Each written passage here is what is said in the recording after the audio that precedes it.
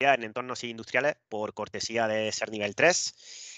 Mi nombre es Rafael López, director de ciberseguridad de Ser Nivel 3, y en esta ocasión me acompaña Manuel Font, responsable del área de redes OT y de redes IoT de Ser Nivel, perdona.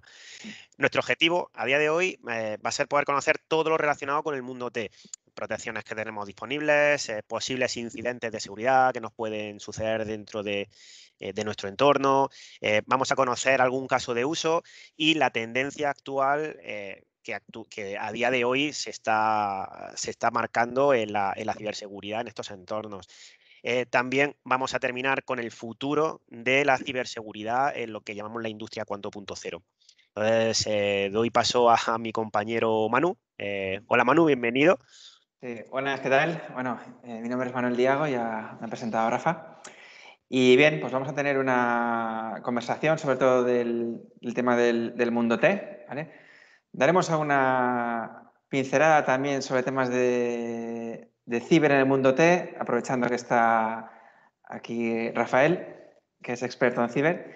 Y bueno, esperemos que os guste. Entonces, nada, comenzamos. En primer lugar, me gustaría aclarar que el tema del mundo OT no es lo mismo que el mundo IT, ¿vale? Porque muchas veces se comete el error de segmentar, por ejemplo, una red como si estuviéramos en IT, de configurar los flujos de comunicaciones como si estuviéramos en IT, y es muy distinto. Y es muy distinto sobre todo por la criticidad que tiene la parte de OT.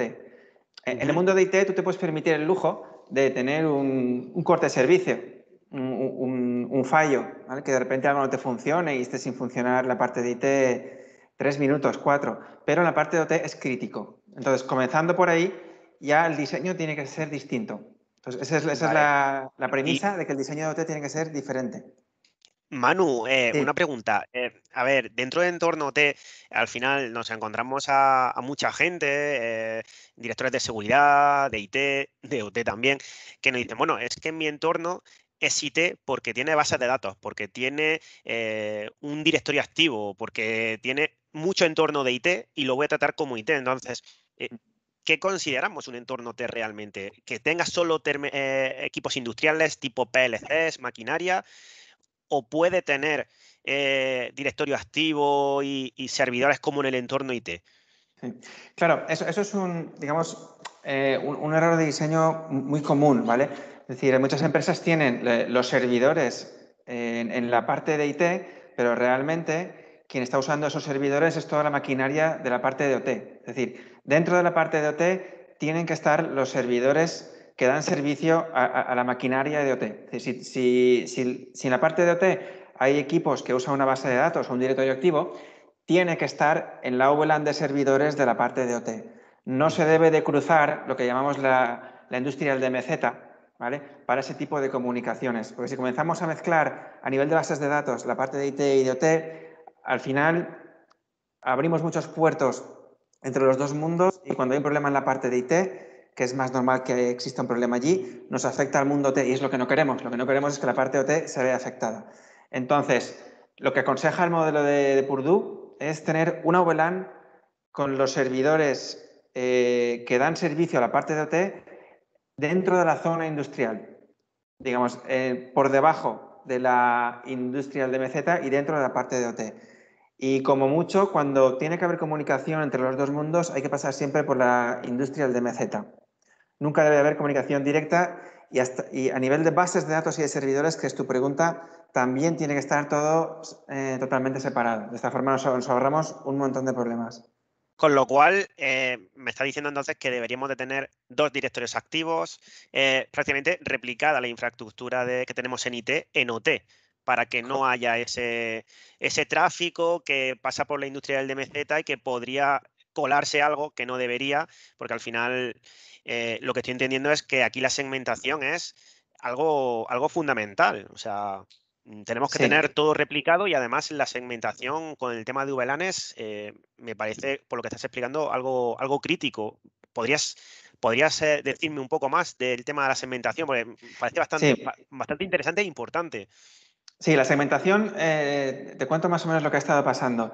Desde hace 20 años hasta ahora, pues las fábricas han ido creciendo y lo que han hecho es dejar la misma VLAN todos los elementos que han ido incorporando. Entonces, muchas empresas se han visto con que de repente su fábrica ha crecido muchísimo y se han dado cuenta que lo tienen todo en la misma VLAN. Y también, un poco por lógica y por comodidad, nunca nadie se ha parado a segmentar, ¿vale? Digamos que tú vas añadiendo maquinaria y lo tienes todo en la misma VLAN. Llega un punto que te das cuenta que tienes que segmentar por muchos motivos. Por problemas de seguridad, por problemas de eficiencia, porque el broadcast ha aumentado tanto que tu red ya no es tan rápida, etc. Entonces, cuando llega ese momento, hay que tener muy claro ciertos parámetros para poder segmentar. No vale con decir, bueno, ¿qué tengo? 200 equipos en mi fábrica, pues hago 4 VLANes y más o menos separo el broadcast y arreglado. No, en principio no. Hay muchos parámetros importantes que si no te los tienes en cuenta no te va a funcionar bien. Por ejemplo, el multicast, ¿vale? El multicast es muy usado en la parte de OT y hay una norma de diseño muy clara que es que el multicast no tiene que pasar de una VLAN a otra. Tiene que quedarse en capa 2. Entonces, eso es uno de los requisitos indispensables para segmentar en VLANs. ¿Vale? Hay más requisitos, pero ese es uno de los importantes, porque si tú no te das cuenta que un multicast, que un grupo de elementos comparten un emisor de multicast y los partes en una VLAN, la mitad te van a dejar de ir. Entonces, Claro, eso hay que tenerlo muy en cuenta. Y claro. aprovechando que hemos hecho esta pregunta, igual alguien se pregunta, valga la redundancia, ¿y cómo sé yo el tema de los flujos, cómo funciona? Ajá, Pues sí, esto te sí, lo dice la un verdad es que te iba a software, preguntar ahora realmente. mismo. Claro, es que me ha venido también a la cabeza, es la típica pregunta, ¿no? Es decir, ¿cómo sé yo cómo tengo que segmentar las VLANs? Pues claro, digamos que a ojo no se puede saber. Incluso los fabricantes de los PLCs y tal, que te lo montan todo, más o menos saben quién se comunica con quién, pero hay que apoyarse en un software para tener la certeza de cómo está funcionando tu parte de OT. Entonces, hay un software que te dice, bueno, hay varios softwares en el mercado, ¿vale? Tenemos varios fabricantes, está Tinable, está Cisco, hay muchos fabricantes que tienen un software que te analizan los flujos y te dicen quién habla con quién. Entonces, en base a esa información, que es 100% exacta, tú decides ya hacer la segmentación. Ajá. Mm, Muy bien. Y bueno, hablando de los PLCs, sí, me imagino que al final hay PLCs que son un poco más inteligentes, ¿no? A día de hoy, pero tenemos PLCs que al final, yo he tenido en mi casa un PLC para alargar un poco la Wi-Fi, para conectar un cable de red, pero es un PLC de los que llamamos tontos, o sea, no tiene sí. nada. Entonces, ¿cómo puedo securizar un terminal que solo tiene una placa de red, no tengo manera de conectarme, pero sin embargo es un elemento crítico porque igual está alimentando a una serie de maquinaria y si ese PLC cae, se me cae toda la maquinaria? O sea, ¿cómo podemos securizar este Claro. tipo de Bien, elementos? pues bueno, como tú bien sabes, ¿vale? Los sistemas EDR hay que instalar un agente en el Ujú. dispositivo final. Entonces, lógicamente en los PLCs no se puede, pues son sistemas muy cerrados, ojo con lo que metes ahí, muchas veces tienen sistemas operativos un poco customizados, no hay que meter ningún proceso extraño en el PLC. Entonces, para proteger un PLC lo que se hace es proteger la red, es decir, se tira más al NDR que al EDR, ¿vale? En el caso del PLC. Se analiza, digamos, lo que se hace es, hay software que continuamente monitoriza los propios procesos del PLC, ¿vale? Porque ese software tiene los protocolos embebidos de industria, entonces directamente no es que solo monitorice conectividad y tal, monitoriza los procesos industriales, ¿vale? Ajá. Entonces, ese software, si nota algo extraño, también te puede avisar, ¿vale? Pero lo que es el proteger el PLC es con temas de firewalls y con sistemas NDR.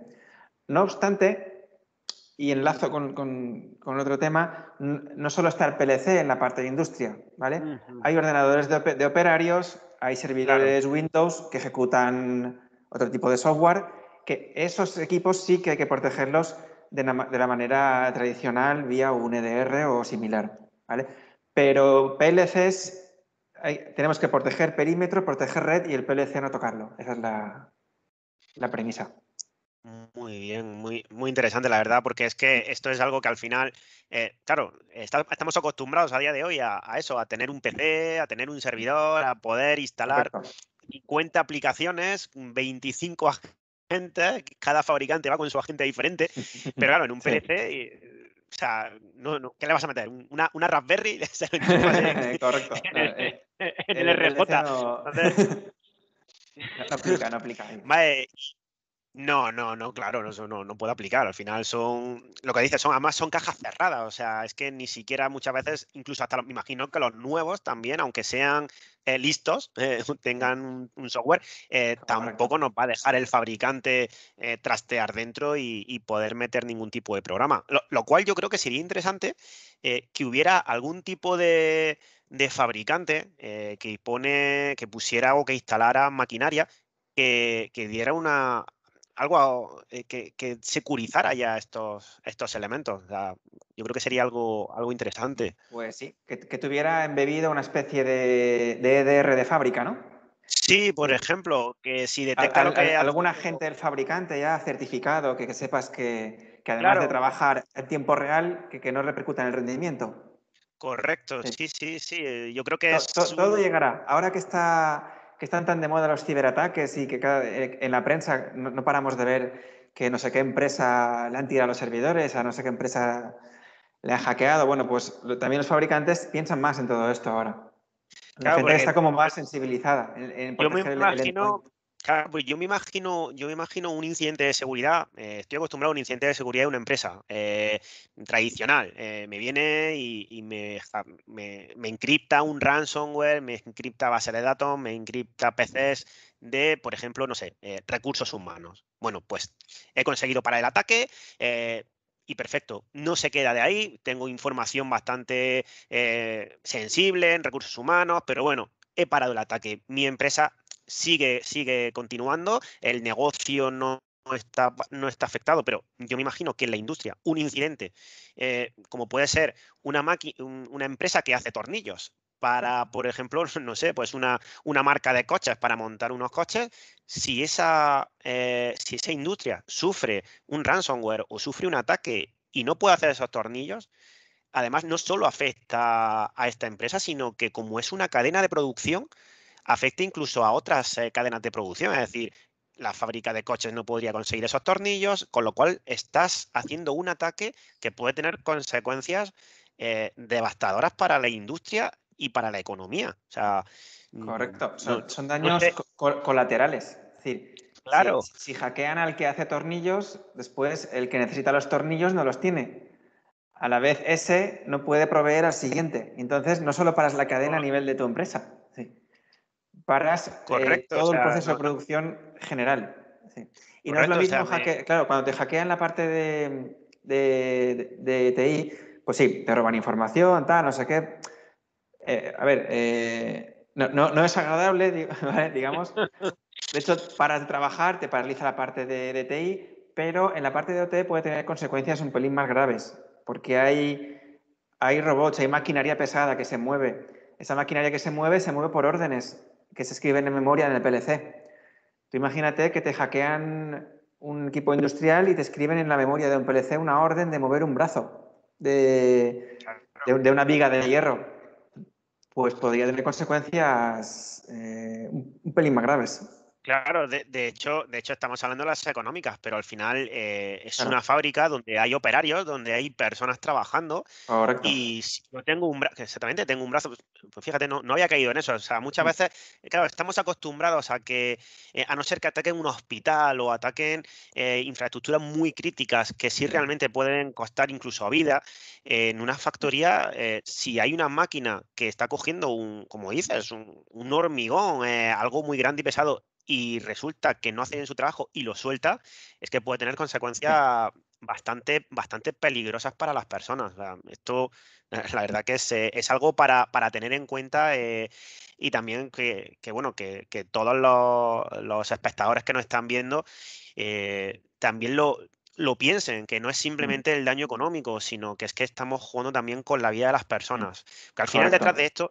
detrás de esto siempre hay grupos criminales. Y Sí. esto sí que es cierto que cuando tú estás en el mundo TI, muchas veces tienes ataques dirigidos y muchas veces tienes ataques un poco random, ¿vale? Voy a atacar todo lo que pueda. Yo voy a atacar y el que me salga bien, pues perfecto. Pero aquí sí que hay un ataque más dirigido. Es decir, yo si quiero atacar a la industria esta que hace tornillos, es porque quiero atacar a esa industria y porque sé qué tipo de PLC, porque ya he hecho algún tipo de reconocimiento previo y voy a atacarles a ellos. Con lo cual, estamos hablando de actores maliciosos que van muy, muy especialistas y muy, muy dedicados. O sea, no estamos hablando de un chico que está en su casa y va probando a ver qué ocurre, o un grupo hacktivista que, no, aquí hay un daño económico importante, un daño personal importante y sobre todo detrás tenemos auténticos especialistas en la parte mala que quieren ir Correcto. contra En nosotros. liarla. Entonces, Sí. correcto. Y bueno, esto me lleva a mí un poco al tema de la industria 4.0, de lo que te hablaba de, joder, es que fíjate, aquí hay mucho campo, securizar los PLCs, algo que te venga más de fábrica, cosas muy sencillas, o sea, pero es Sí, que la industria 4.0, a ver, es el futuro y es el presente, claro. pero ¿cómo vamos a hacer para securizar esto? Porque realmente es que yo veo que es que a día de Claro. hoy no hay nada. O sea, es que estamos hablando con clientes, estamos hablando con fabricantes y la concienciación aquí yo creo que también es muy importante. O sea, Correcto. Se no nota que sé cada vez que... más, sí, la gente se está concienciando un poco más en el tema de OT. De hecho, para los que nos estén escuchando, ¿vale? Digamos que hay muchas cosas que hacer en el mundo de OT, pero hay que dividirlas en fases para no perderse. Es decir, para securizar, voy a hacer un breve resumen. Para Sí, securizar una sí, parte de OT, ¿vale? si puedes, Manu, sí, podemos hacer Sí, un pequeño caso de sí. uso. Un breve Es resumen decir, de 2 minutos. sí, Grandes bloques que hay que tener en cuenta para securizar una red OT, ¿vale? En primer lugar, la segmentación, ¿vale? Si no tienes la red bien segmentada, después los flujos y la comunicación se te descontrola, ¿vale? El paso número 1, segmentar bien la red. Una vez tienes la red bien segmentada, que tienes tu parte de TI, tu industrial de MZ y tu parte de OT, ¿vale? Tienes que controlar lo que son los flujos, ¿vale? Es decir, no puedes permitir que de IT a OT haya comunicación directa. Todo tiene que pasar por la industrial de MZ, ¿vale?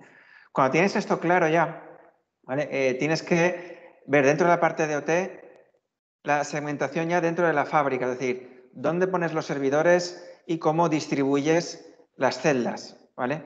Una celda es un grupo de elementos que tiene una comunicación similar, ¿vale? Por un PLC y el resto de elementos que lo rodean. Para esto nos apoyamos en software de fabricantes que nos dicen qué flujo, quién habla con quién, básicamente. Una vez tenemos esto, ¿vale? Tenemos que tener un NDR, ¿vale? En la parte de OT que identifique, que analice continuamente el comportamiento de la red. ¿Por qué? Porque los ataques ahora ya son más inteligentes que antes, ¿vale? O eres inteligente y en base al comportamiento lo detectas, o muchas veces no lo detectas, ¿vale? Porque ya no están basados en firmas. Entonces, un NDR es más importante de lo que parece. Después, hay que proteger los endpoints que se puedan, ¿no? Los PLCs no, pero el resto de endpoints sí. El de los operarios, servidores, etcétera, para que no te entren por ahí. Después hay otro tema importante que hay que proteger, que es el acceso. Porque es el acceso desde dentro. Porque si tú tienes bien todo lo que te he dicho, ¿vale? Y resulta que llega uno de su casa con un portátil, te pincha un ordenador, te monta una tormenta de broadcast y no tienes ningún tipo de control, todo lo que te he comentado se puede ir al garete perfectamente. se va todo, sí. Y eso se hace con un NAC, ¿vale? Ajá. La gente no suele meter el NAC en la parte de OT, pero hay que meterlo. Por eso, porque se te puede desmoronar todo si no controlas quién te accede desde dentro. Y, tenemos a día de hoy NAC específicos de OT. Sí, bueno, no existe realmente un NAC específico de OT. Es decir, cualquier NAC con capacidades de NAC, ¿vale? Es válido. Al fin y al cabo, lo que se le pide a un NAC en OT es que identifique quién se conecta y que dinámicamente le asigne unos permisos u otros. A partir de ahí hay mucho de qué hablar. hay fabricantes que se integran mejor con los sistemas de ciber que con otros, ¿vale? Hay fabricantes que son más integrables que otros. Eso, en función de cada cliente, pues... Claro, con lo cual, claro, con lo cual esto entonces, Manu, estamos hablando de que si ahora mismo hay NACs que son más integrables con otros fabricantes, a la hora no solo de comprar ciber, sino de comprar determinada maquinaria, es lo que comentamos, es decir, voy a comprar, yo soy responsable de fábrica y me viene alguien con temas de PLCs, con temas de brazos mecánicos, es decir, mira, es que mi sistema de industria se integra mejor, es más ciberseguro, porque se integra con los elementos, como dices, de NAC, etcétera. Sin embargo, este que tienes aquí no se integra. O sea, va a ser determinante que los Claro. fabricantes también de OT, de la propia maquinaria, ya no hablamos de fabricantes de ciberseguridad, que se hablen con los fabricantes de ciberseguridad y que entre ellos se integren y sea determinante para poder hablar, es decir, y Correcto. Sí, comprar. O es sea, muy importante que el NAC que se elija sea de un fabricante que apueste por la ciberseguridad. ¿Por qué? Porque es lo que dices tú. Si un fabricante apuesta por la ciberseguridad, su NAC se va a integrar con un montón de productos de ciber OT, ¿vale? Creados específicamente para eso. Entonces, digamos que, vamos, lo tienes un poco a huevos, ¿no? Que se dice. sí. Muy bien, pues bueno, yo creo que con Sí. esto hemos cubierto un poco bastante, ¿no? Hemos dado un poco de luz a la parte de ciberseguridad OT, que es algo que, bueno, que está ya a la orden del día. Estamos, Sí. es verdad que debe ser nivel, día a día estamos continuamente aconsejando y a diferentes clientes, a diferentes empresas. Y Correcto. bueno, me ha parecido súper interesante. Había cosas que yo no había caído todavía, muchas cosas que piensas que no pueden suceder. La verdad que te doy las gracias, Manu, por este tiempo. Sí. Y bueno, a todos los asistentes, pues daros las gracias por vuestra visualización. Recordad que estas píldoras de ciberseguridad no se van a quedar aquí, va a haber otras 6 más, se irán avisando por los medios habituales y bueno, es un contenido exclusivo del grupo que tenemos en LinkedIn y espero que os haya gustado. Muchísimas gracias, Manu, por tu tiempo. Ha sido, ha sido A la ti. verdad que muy, muy interesante. Nos veremos en otra. Ya nos veremos en otra, eso espero. Sí, sí, sí. Muchísimas gracias a todos. Un saludo. Vale, hasta luego, un saludo.